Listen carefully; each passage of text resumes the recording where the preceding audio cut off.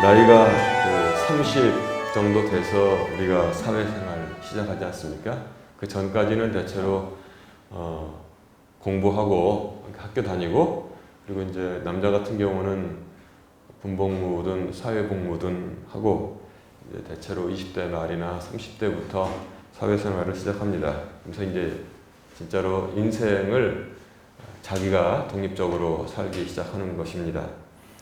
30대 바쁘게 사회생활 시작하고 40대 더 바쁘게 생활하게 되면은 아무 생각이 없이 우리가 살고 바쁘게만 살아갑니다, 대체로. 그런데 50줄 오면은 그 공자도 뭐라고 했냐면은 30은 약관, 머리에다 그 관을 쓰기는 아직은 좀 그렇다 했는데 40은 부록이고 50대면은 지천명이라고 했습니다. 즉 하나님의 즉 하나님의 명령을 알아듣는 나이가 된 것이다, 이렇게 말을 하죠. 그리고 60은 뭡니까? 60은 우리말로는 예순 그러는데 이순 그럽니다. 이순. 우리 김인순 권사님 계시지만 귀가 순해진다는 거예요. 무슨 말을 들어도 이렇게 흔들리지 않고. 70은 뭐라고 합니까? 고희라고 합니다. 고희. 그래서 예로부터 70까지 사는 분들은 희귀하다. 그래서 고희라고 하지요. 그런데 지천명 말씀드렸지만 30, 40대에 그렇게 많이 하고 사는 사람들은 없습니다. 근데 50대부터는 몇 명이 이제 인생이 참 허무하다라는 생각을 하게 되고 70쯤 되면은 다수가 그렇게 생각을 하죠. 그러나 80대면은 거의 전부가 인생이 참 남는 게 없고 허무하구나, 이렇게 생각을 할 거라고 저는 생각합니다. 왜냐하면 지난주에 제가 말씀드렸잖아요. 지혜의 왕 솔로몬이 성경에 3가지를 기록을 하였는데, 그건 뭐냐면 잠언 있죠, 그 다음에 전도서 있죠, 아가서가 있습니다. 근데 제가 지난주에 말씀드렸죠. 하나는 청년 때 기록한 것 같고, 하나는 중년 지나서 이제 좀 그 장년이 돼서 기록한 것 같고, 하나는 완전히 노년이 돼서 기록한 것 같다, 이렇게 말씀을 드렸는데, 한번 기억을 되살려 볼까요? 청년 때 아가서가 있고 전도서가 있고 잠언이 있으면은 아가서의 아가서, 잠언, 전도서 중에서 청년 때 기록한 것 같다고 우리가 추정할 수 있는 게 뭘까요? 연애의 이야기가 나오는 아가서라고 제가 말씀을 드렸죠. 그 다음에 장년 때, 중년이나 장년 지나서 기록한 것 같은 거는 뭐예요? 잠언 말씀이라고 그랬지 않습니까? 왜냐하면 인생의 모든 많은 것들을 깨닫고, 그 다음에 자식들에게 이렇게 살아야 된다, 지혜를 존중히 여겨라, 주를 두려워하라, 이렇게 훈계를 하고 있기 때문에 아마 잠언은 솔로몬의 중년이나 장년 때 기록한 것이다 라고 생각을 한다고 했고, 그 다음에 노년 때 기록한 것은 뭐예요? 그럼 답이 하나네요. 전도서 남았으니까 전도서라고 말씀드렸습니다. 왜냐하면 전도서 보면 모든 것이 헛되고 헛되도다. 내가 보니 모든 것이 헛되고 헛되니 모든 것이 헛되도다. 이렇게 한탄조로 말하고 있기 때문에 그렇습니다. 노년에 이뤄서 제가 지금 이 말씀을 드리고 싶었던 것입니다. 30대, 40대에는 청춘의 피가 끓잖아요. 그러니까 연애하는 내용이 정말 그 남녀 간에 또는 신혼부부 간에 있었던 그 연애의 내용 비슷한 것이 아가서에 잘 기록되어 있고, 그 다음에 중년쯤 되면은 자녀들에게 이렇게 살아라, 저렇게 살아라, 지혜 있게 살아라, 이렇게 교훈을 주고, 그 다음에 전도서 맨 마지막 가면 모든 것이 헛되도다, 이렇게 말하고 있기 때문에 그것은 노년에 기록된 것이라고 생각합니다. 그때 되면은 어떤 생각을 우리가 하고 삽니까? 아무런 낙이 없다는 생각을 하고 삽니다. 아무런 낙이 없다. 그래서 전도서는 나이가 든 솔로몬이 젊은이들에게 훈계를 하면서 전도서 12장 1절에 보면은 너는 청년의 때에 너희 창조주를 기억하라. 곧 곧이라고 했어요. 곧 곤고한 날이 이르기 전에 나는 아무 낙이 없다고 할 해들이 가깝기 전에 그리하라. 이렇게 우리에게 말씀을 하고 있습니다. 지금 청년의 때, 그러니까 30대, 40대까지도 우선 청년이라고 칩시다. 그때 너희 창조주를 기억하라라고 모든 인생을 다 산 솔로몬이 그렇게 교훈을 하고 있다는 것입니다. 즉 아무런 낙이 없다고 할 해들이 가깝기 전에 나는 이제 아무런 낙이 없다. 여러분 권사님도 그렇습니까? 낙이 있습니까? 없습니까? 아무런 낙이 없습니까? 손주들 보는 낙이 있죠. 그래도 명절 되면은.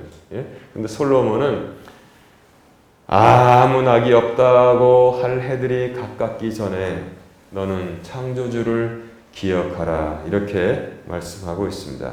여러분, 아무런 낙이 없으니 낙 더하기 심해서 오직 낙심만이 사람들에게 다 남아있는 것입니다.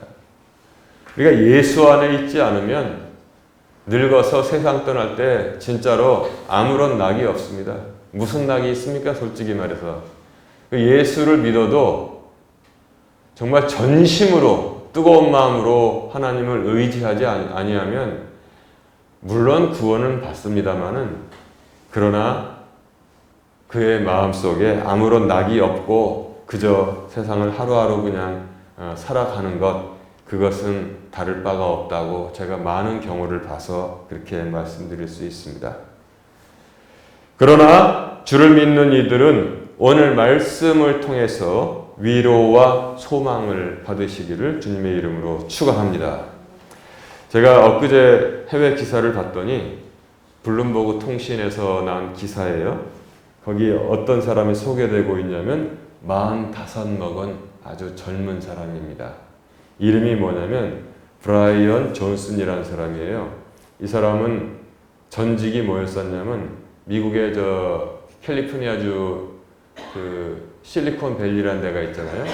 왜 실리콘이 들어가냐면 반도체 사업, 컴퓨터 사업이 거기 엄청나게 기업이 모여있기 때문에 그래서 그 계곡에 그냥 반도체 회사, 컴퓨터 회사, 소프트웨어 회사들이 꽉 모여있다고 해서 그거를 실리콘밸리라고 부르는데 그러니까 똑똑한 사람들 거기 다 이제 많이 모여있죠.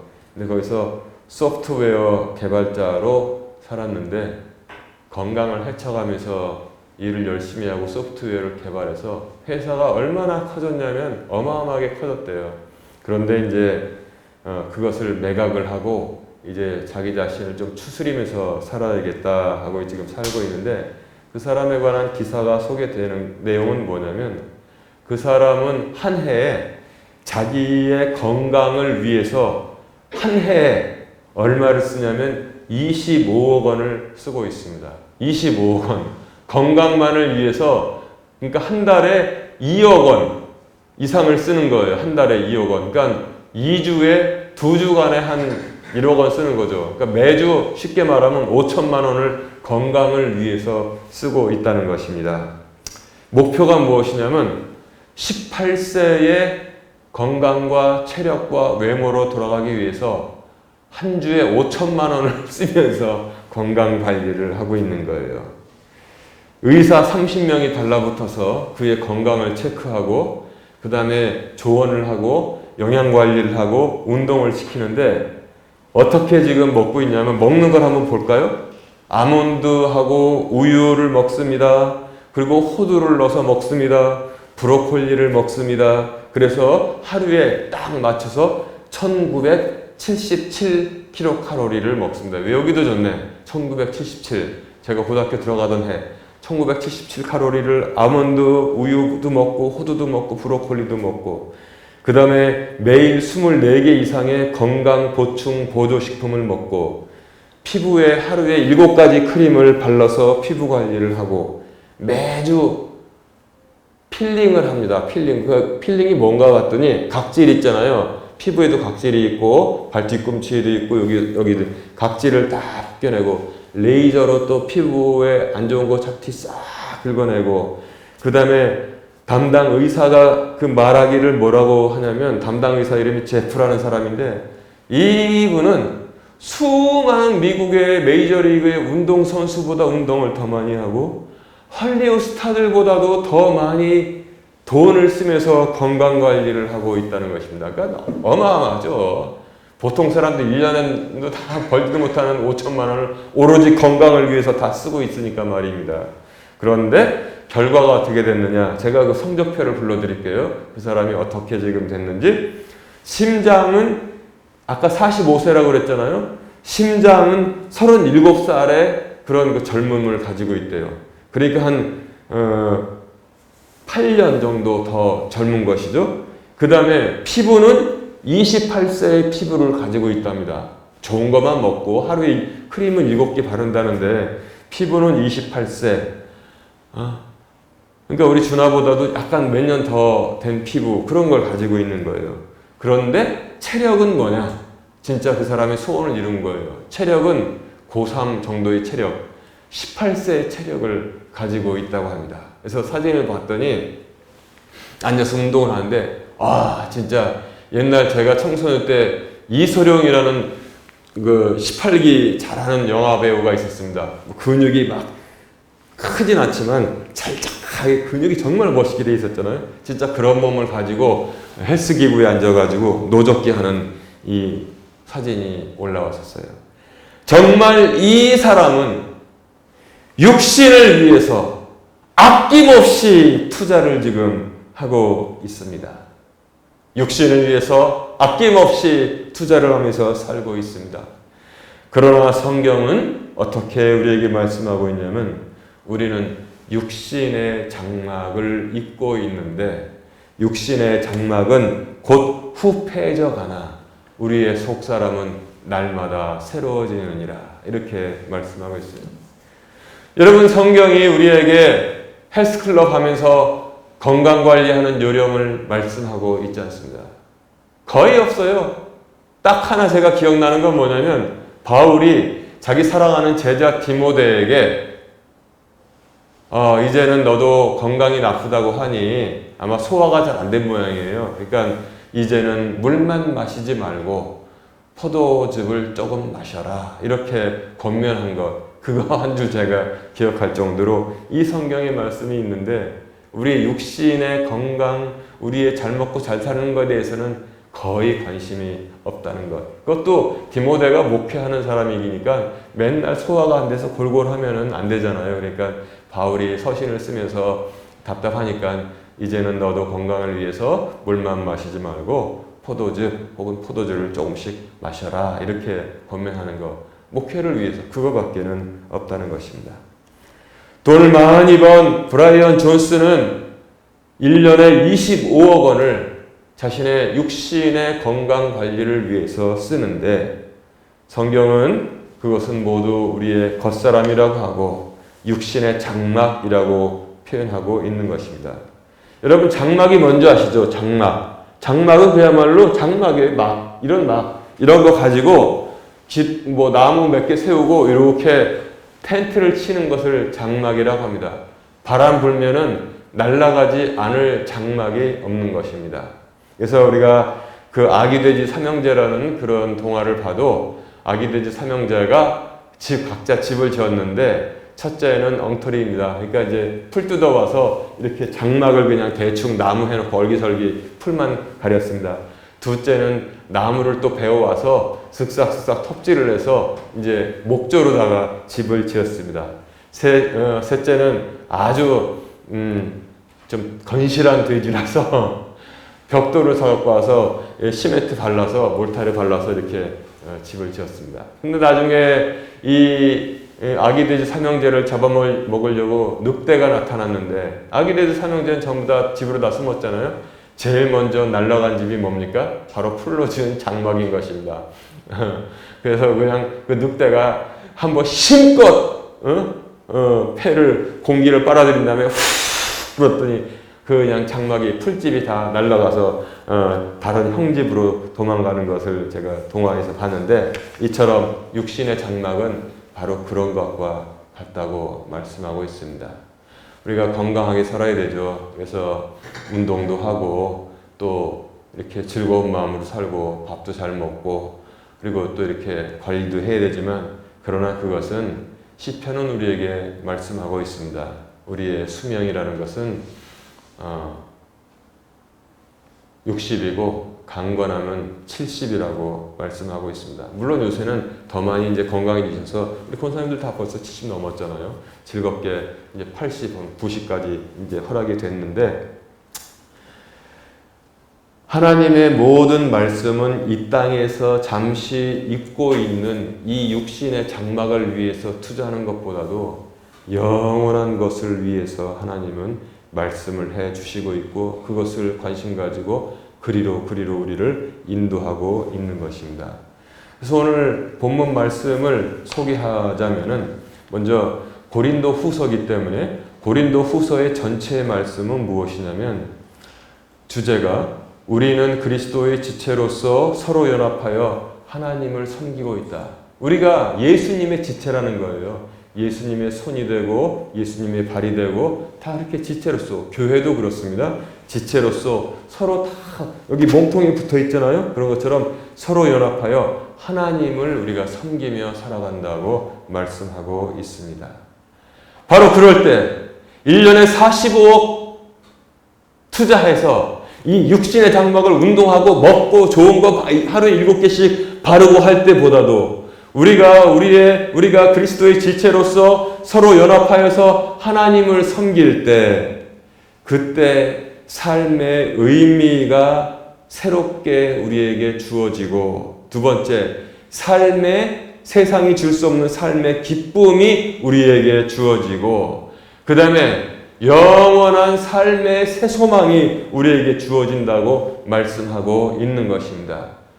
우리는 무슨 흔히 하는 말로 먹고 어떻게 하려고 해도 25억이 없겠죠. 그러나 25억을 육신의 장막에 쓰는 것보다 주님께서 우리에게 위로의 말씀을 주시는 거예요. 너희가 나의 지체로서 서로 연합하여 나를 섬기면은 삶의 의미가 생기고 삶의 의미가 생기기 때문에 새록새록 삶의 기쁨이 생기고 그 다음에 그것이 다 끝나갈 때도 이 땅에서의 삶이 다 끝나갈 때도 삶의 소망이 생긴다고 우리에게 말씀해주고 있습니다. 자, 그러면 고린도 후서가 전체가 그것을 말씀하고 있기 때문에 이제 4장으로 들어와서 한번 살펴볼까요? 오늘 본문이 4장이잖아요. 전반부에는 다 읽지 못했지만 너무 기니까 그리스도 복음의 빛에 대해서 그것이 그리스도 복음의 빛이 얼마나 생명의 빛이고 우리를 살리는 빛인가를 말씀하고 있고 제가 본문으로 읽은 7절부터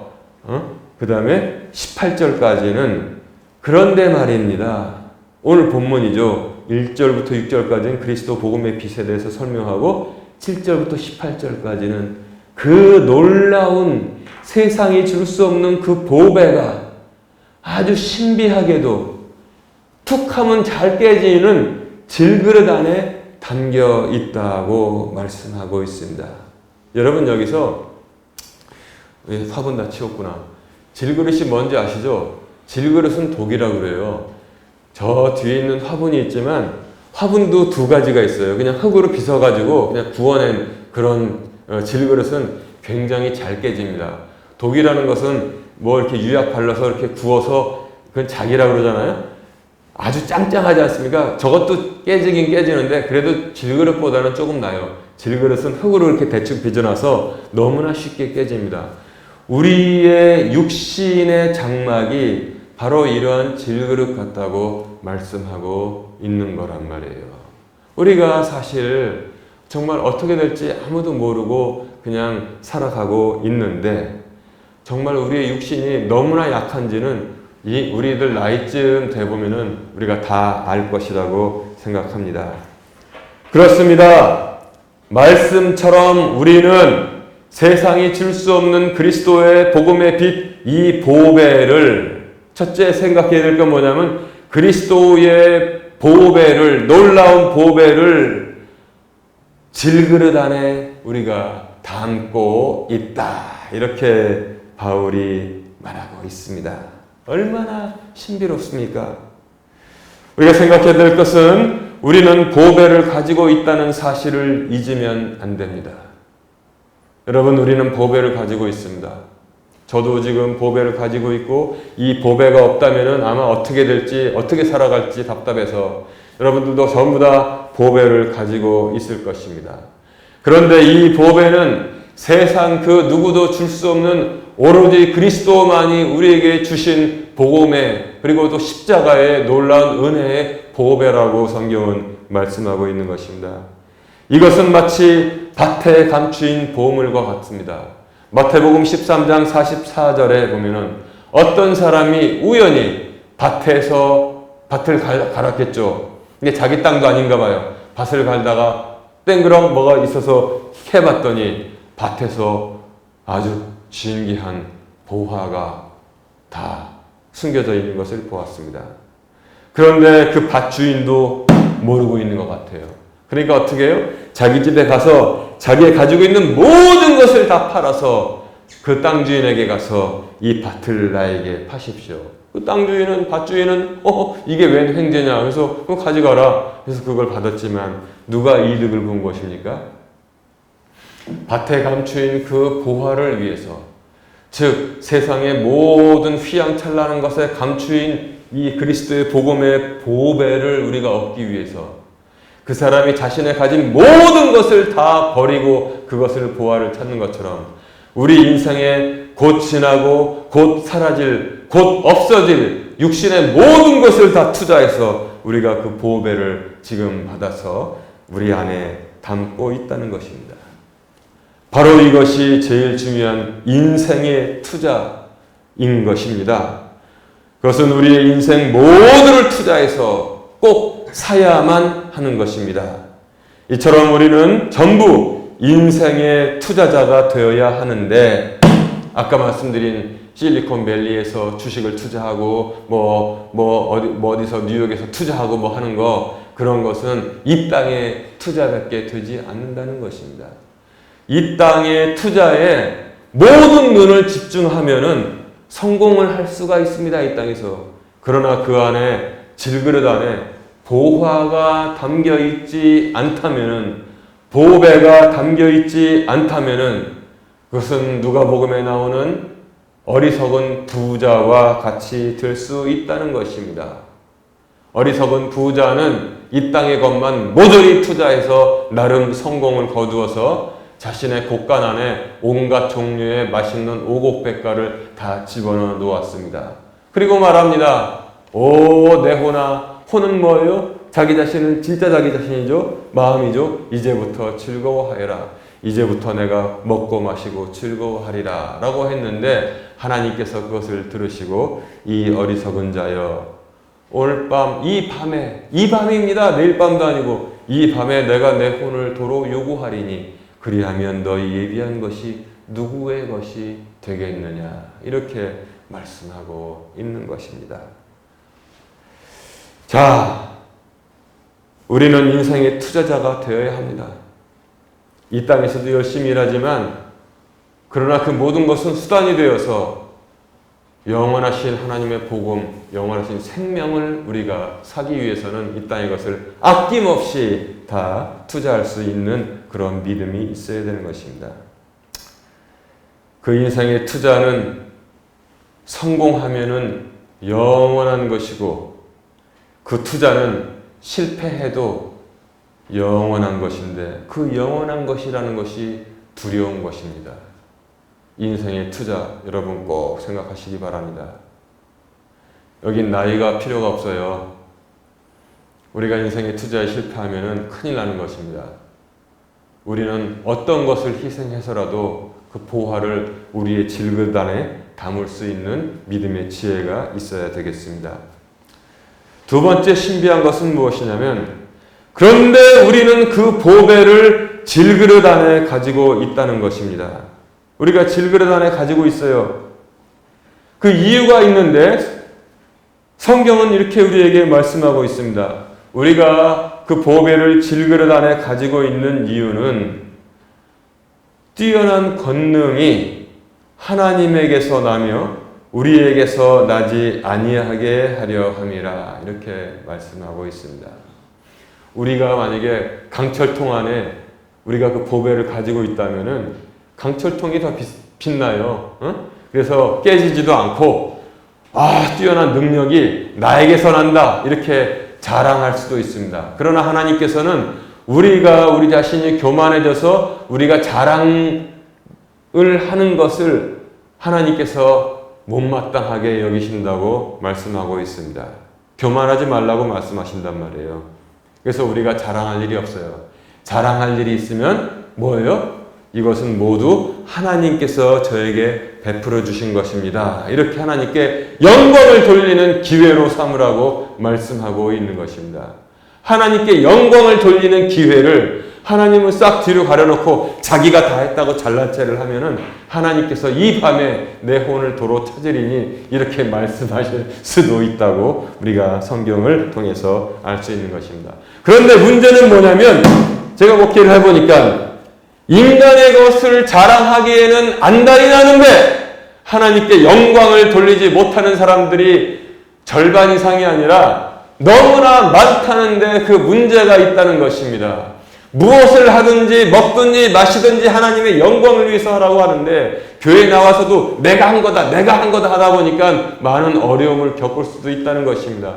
왜 자기 자신을 겸손하게 하나님 뒤로 숨지 못하고 하나님께 영광 돌리지 못하고 사람들이 이거 알아주지도 않아요. 기억하고서 매년마다 기념할 줄 알죠? 전혀요. 지혜가 있으면 다 알게 될 것입니다. 아유 무슨 말씀이세요? 제가 하긴요. 하나님께서 이 부족한 것을 통해서 이루신 것이지 제가 하나님의 손에 잡힌 아주 가냘픈 이 타다 남은 막대기인 것이지 하나님의 능력인 것입니다. 그러면 있잖아요. 더 잘 돼요. 더 잘 됩니다. 우리가 이 보배를 세상에 줄 수 없는 이 보배를 질그릇 툭 하면 깨지는 거 있지 않습니까? 우리 육신이 그래요. 여기 우리가 지금 안 아픈 사람이 어디 있습니까? 육신 안에 질그릇 육신 안에 담고 있다는 것은 그것은 이유가 무엇이냐면 뛰어난 권능이 하나님에게서 나며 우리에게서 나지 아니하게 하려 함이라. 하나님이 욕심이 많아서 혼자 영광 다 받으시고 우리는 그냥 저기다 그 도구로만 쓰는 게 아니라 오해하지 마세요. 그렇게 해야만 우리가 행복하고 그것이 더 영원히 오랫동안 보존되고 더 많은 것을 부어주시고 그 인간관계에 있어서도 승리하고 그리고 그 사람이 진실로 행복해질 수 있기 때문에 그렇게 하나님께서 하시는 거라는 말씀을 성경이 전하고 있습니다. 그래서 우리가 질그릇에 보배를 담고 있기 때문에 그런 이유로 말미암아 우리에게 수많은 고난들이 사방에서 달려오는데 우리가 고난을 받습니다. 난처한 일을 겪습니다. 핍박을 받습니다. 거꾸로 트림을 받습니다. 모든 문제들이 우리를 와서 우리가 질그릇인데 보배를 담고 있으니까 우리를 흙는단 말이에요. 깨주라고. 그러나 하나님께서 지켜주셔서 우리가 고난당하고 난처한 일을 겪고 핍박당하고 그 다음에 거꾸로 트림을 당하여도 우리가 절망하지 않고 낙담하지 않고 망하지 않게 하신다고 말씀하고 있습니다. 우리가 사방에서 고난을 당하나 괴로워하지 아니하며 난처한 일을 당하나 절망하지 아니하고 난처한 일 당하는데 절망하지 않는다고 했어요. 8절에 다 나와 있습니다. 핍박을 받으나 버림받지 아니하며 거꾸로 뜨림을 당하나 망하지 아니하고 우리가 항상 주 예수님의 죽으심을 몸에 짊어지면 예수님의 생명 또한 우리 몸에 나타나게 하려 합니다. 이렇게 말씀하고 있는 것입니다. 문제가 몰려오는데 그것이 문제가 되지 않는다고 성경이 전하고 있는 것입니다. 이처럼 우리를 보여주시는 거예요. 우리가 질그릇으로 살고 있는데 보배를 담고 있는데 하나님께서 질그릇이 많은 어려움을 당하잖아요. 그때도 하나님께서 모두 다 살만하게 지켜주신다고 말씀하고 있습니다. 16절에 바로 이러한 까닭에 바로 이러한 이유 때문에 우리가 낙심하지 아니한 것입니다. 16절 이런 까닭에 우리가 낙심하지 아니하노니 우리의 겉사람은 썩어 없어져도 속사람은 날마다 새로워지는도다. 이 말씀을 들으시고 우리 권사님들만 그렇지 이런 까닭에 우리가 내가 낙심하지 아니하는 것은 나의 겉사람은 썩어 없어져도 나의 속사람은 날마다 새로워지는도다. 정말 은혜롭고 좋다. 이렇게 생각할 것이 아니라 우리 모두에게 다 해당된다는 그런 말씀을 제가 드리고 싶은 것입니다. 우리의 겉사람, 이 몸, 이것은 썩어 없어집니다. 그러니까 제가 이제 비유를 하자면은, 이 옷에 비유하면, 이 옷 몇 년 입겠어요, 이거. 나중에 가면 다 닳아서 이제 출하해져서 이거 옷 벗어버리고 하나님 주시는 새 옷을 입는데, 그게 바로 우리가 세상 떠나는 날인데, 어떻게 보면은 여러분 오해하지 않기 때문에 제가 말씀을 드리는, 어떻게 보면 그날이 울고불고 하는 날이 아니라 잔칫날이란 말이에요. 잔칫날. 이 땅에서 입던 이 낡은 옷을 다 벗어버리고, 저도 이 땅에서 이 질그릇 옷을 입으니까 매년마다 병원을 가잖아요. 매년마다 병원 가서 진찰 받고, 또 1년 괜찮다고 하면 또 저기 하고, 수시로 병원 가서 약 맞고 주사 맞고 이렇게 하지 않습니까? 운동해야 되고.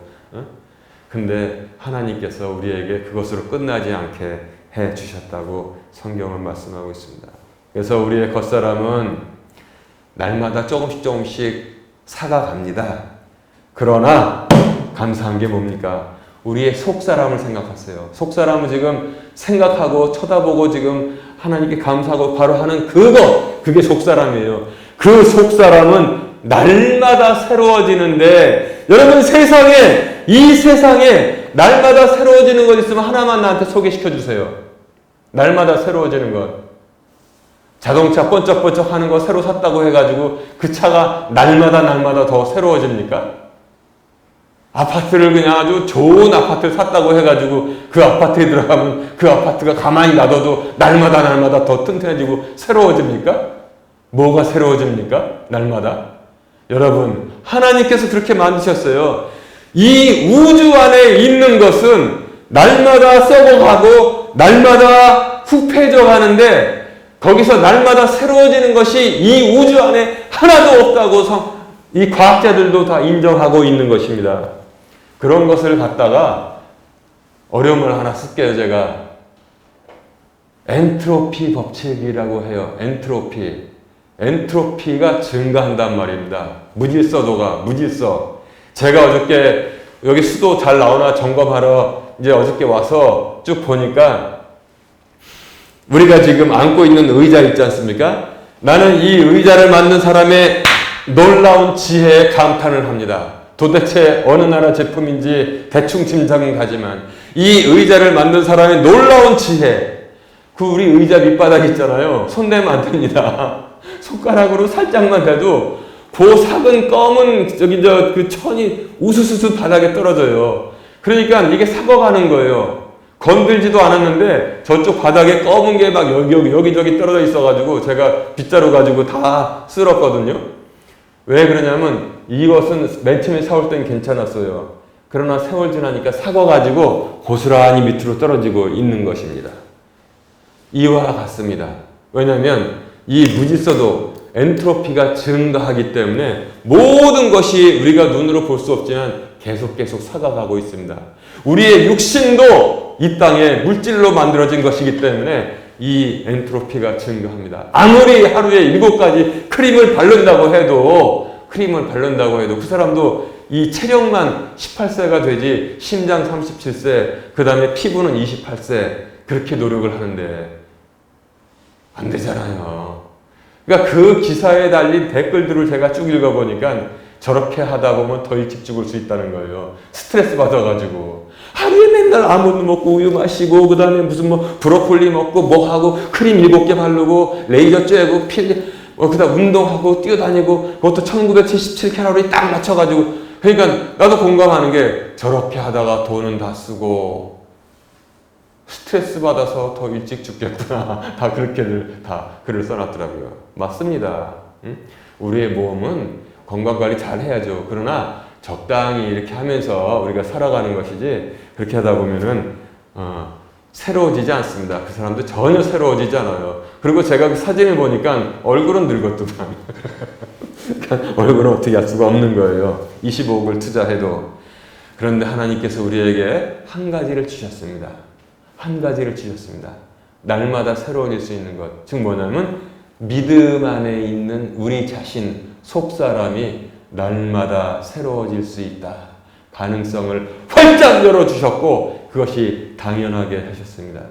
여러분 생각하세요. 나는 날마다 이 육신은 하루 더 늙었지만 나는 하루 더 새로워졌다. 나의 속사람은 하루 더 새로워졌다. 이렇게 우리가 하나님 말씀에 감사하고 사시기 바랍니다.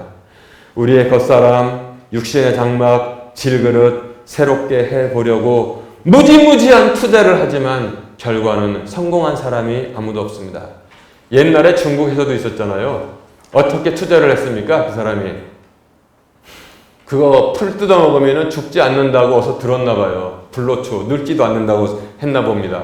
그러니까 그 나라에 있는 모든 이 선남 선녀 수천 명을 보내가지고 제주도까지 보내서 거기서 너희들 불로초를 구해와라. 내가 그걸 먹고 내가 영생불사해야겠다 했는데 불로초 구했습니까? 불로초 구하지 못하고 자기 나라로 돌아가지도 못했잖아요. 진시황이라는 사람이 그랬다고 합니다. 성경은 이에 대해서 헛되고 헛되니 모든 것이 헛되도다라고 말씀하고 있습니다. 이제 말씀을 정리합니다. 그러나 복음을 받고 소망을 이 땅에 두지 않고 영원한 곳을 바라보고 그쪽을 향해서 계속 앞으로 나아가는 우리는 낙심할 일이 없습니다. 왜냐하면 이 땅의 것들은 아침 안개 공중의 수증기 같이 사라지지만 우리는 영원한 것을 바라고 나가고 있기 때문에 그렇습니다. 보배를 질그릇 안에 담고 있는 우리는 낙심할 일이 없습니다.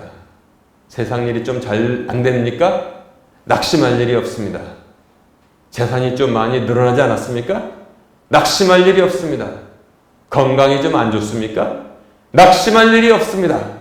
왜냐하면 우리는 보배를 담고 있기 때문에 세상이 줄 수 없는 보배를 우리가 담고 있기 때문에 낙심할 일이 전혀 없다는 것입니다. 저도 똑같이 환난풍파 당하고 삽니다. 그러나 낙심할 일이 없다는 사실은 저는 성경을 통해서 알고 있습니다. 낙심할 일이 없어요. 이것 또한 곧 지나가리라 이렇게 우리가 생각할 수 있습니다. 우리는 낙심할 일이 없습니다. 또 왜 그렇습니까? 날마다 새로워지기 때문에. 여러분 거울 앞에서 주름 생긴 거 보고서 한탄하지 마세요. 어쩔 수가 없습니다. 어쩔 수가 없어요. 그래도 우리는 낙심할 일이 없습니다. 왜냐하면 우리의 속사람은 하나님은 우리의 속사람을 보신다고 했잖아요. 사무엘이 이새의 집에 가서 기름을 부을 때 사람은 외모를 보지만 나 여호와는 속사람 즉 중심을 보느니라 이렇게 말씀하셨기 때문에 우리가 주름이 생기고 피부도 거칠어지고 사람의 눈 보기에는 아름다움이 점점 없어져도 하나님께 보시기에는 점점 아름다워지는 사람이 얼마든지 될 수 있다고 성경은 전하고 있는데 하나님께서 아름답게 보시면 다 끝나는 거 아닙니까? 우리가 날마다 새로워지고 있습니다. 그래서 낙심할 일이 없다는 것입니다. 또한 우리는 낙심할 일이 없습니다. 왜냐하면 이 땅의 것과 비교할 수 없는 하늘의 왕국, 하나님의 왕국이 우리에게로 점점 다가오고 우리가 그것을 소유하게 되어 있기 때문에 그렇습니다. 여기서 좀 얻을 수도 있고 조금 잃을 수도 있지만 그것의 마음을 연연하지 말고 오직 우리의 믿음의 눈을 돌려서 하나님을 바라볼 때 그 세상의 아침 안개와 같던 문제들과 고난과 슬픔과 염려와 근심거리가 모두 다 사라지고 우리의 속사람이 기쁨으로 충만하며 점점 아름다워질 것을 저는 말씀을 통해서 전하고 믿습니다. 세월 지나갈수록 하나님을 의지하여서 매일 새로워질 수 있습니다. 새로워집시다. 우리에게는 낙심할 일이 없습니다. 왜냐하면 우리는 새로워지고 우리는 보배를 우리 안에 담고 있기 때문에 그렇습니다. 이 믿음으로 항상 기쁨으로 앞으로 나가는 우리 성도들 되시기를 주님의 이름으로 축원합니다.